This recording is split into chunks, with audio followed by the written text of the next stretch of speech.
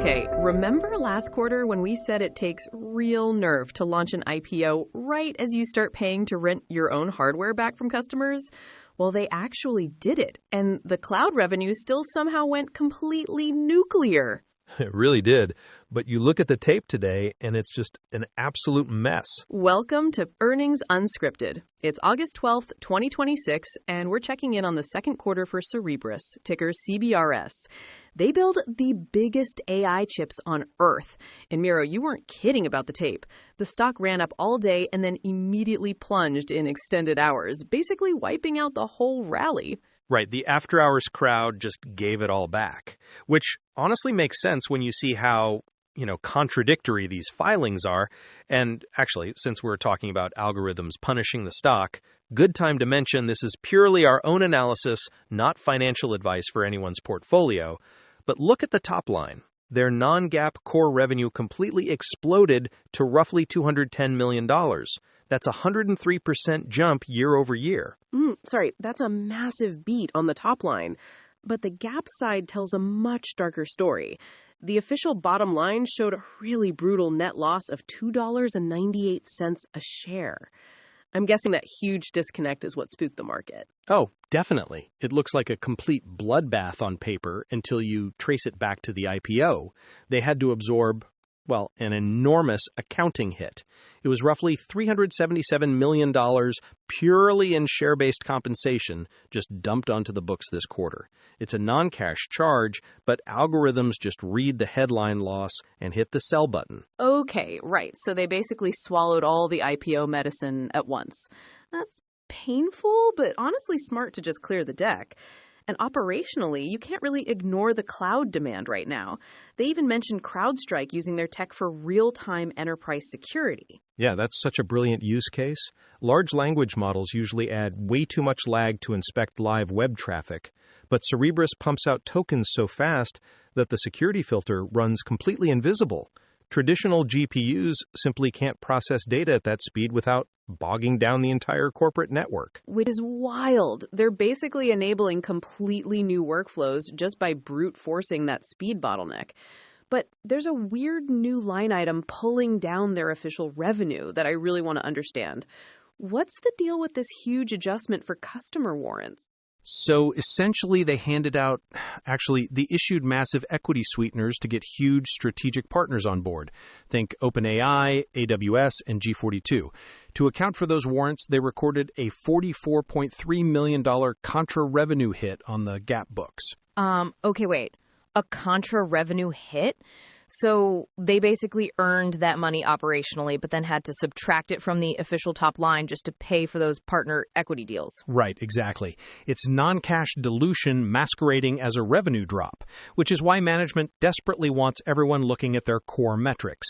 Instead, honestly, the real financial penalty this quarter wasn't an accounting quirk. It was their own success choking their gross margins. Demand is so wild for their fast cloud service, they actually had to cannibalize their hardware side. I know we touched on that earlier, but just picturing it in real life is wild. Yeah. You build the fastest AI computer on the planet, ship it to a client, and then immediately beg to rent it back just because your own cloud queue is completely overrun? Exactly.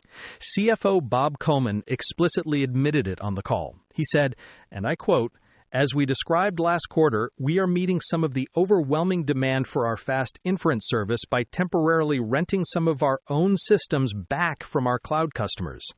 And that brute force leasing strategy dragged their core gross margins down into the low 40s. Ugh, that sounds wildly expensive. It's like borrowing a taxi back from the guy you just sold it to. Yeah, it's a brutal layout. But they're working on a fix for that operational bottleneck, and it's involving climbing right into bed with standard hardware competitors. They're pivoting towards something they call disaggregated inference. Okay, disaggregated inference. I'm guessing that means they're splitting up the workload. Like, they aren't, trying to do the entire processing cycle alone anymore. Close, but it's more about dividing the labor by chip strength. There's this fundamental data center trade-off where you either get massive token volume, meaning throughput, or you get rapid response speed, you generally can't have both. So in their labs right now, they're wiring up standard AMD hardware to their own massive wafer-scale engines. Oh, interesting. So the AMD chips handle the heavy lifting of actually generating the text, and then the Cerebras engine just speeds up the final delivery to the user. No, reverse it. That's the cool part. The standard GPUs crunch the upfront data translation, the prefill stage, then they hand that parallel data off to Cerebras to the decode phase, which is the process of generating sequential tokens, because that phase is incredibly taxed by memory bandwidth constraints. CEO Andrew Feldman framed it perfectly. He said, "Throughput is critical for inference economics. GPU solutions can support high throughput, but only at low speeds." So they use standard GPUs for the opening move, then sprint to the finish line with their own custom silicon. Exactly. By tagging in traditional hardware for the prefill, Cerebras pushes roughly 5 times the standard volume out the door without giving up their zero latency edge. That's such a fascinating shift from their whole narrative of totally displacing the GPU. Now they're just plugging straight into that existing ecosystem to cover their own bottlenecks. So if they can actually scale this hybrid setup by next year, does that ultimately solve their capacity drain? It mitigates it, absolutely, because they pass a huge chunk of the pre-fill processing off to partners. But the permanent fix means getting physical real estate. They need their own massive facilities plugged into real-world power grids. Otherwise, they just keep paying the penalty of renting their systems back. Which explains why management essentially told everyone to brace for one more rough quarter. They know this operational patch won't last forever. Right, and they're completely transparent about it. They explicitly modeled the bleeding. CFO Bob Koman told analysts, quote, "Looking forward, we expect Q3 to be the low point for core gross margin before improving significantly in Q4 2026 as we bring on more data centers filled with lower-cost Cerebras-owned systems." So he guided those core margins to trough around 39%. Okay, so it's a calculated sacrifice, and the bigger picture validates it because they actually bumped the full-year core revenue guide up to around $885 million at the midpoint.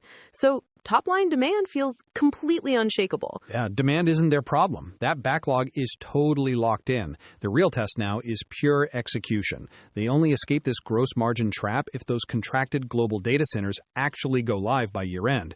Plus, they've got their next-generation chip unveiling coming up soon, which promises massive throughput leaps without breaking the operational budget. So basically, no pressure at all. Just execute a flawless infrastructure rollout while completely redefining data center economics on the fly. We'll definitely be watching how this plays out next quarter. Thanks for tuning in, guys. Catch you later. If you want to catch our next breakdown, just hit follow on whatever app you're using. And full disclosure, this entire show's an AI experiment. We're synthetic voices reading a fully AI-generated script, digesting today's Cerebras 8K and earnings call into a same-day chat. We'd love to know what you think or what company we should cover next.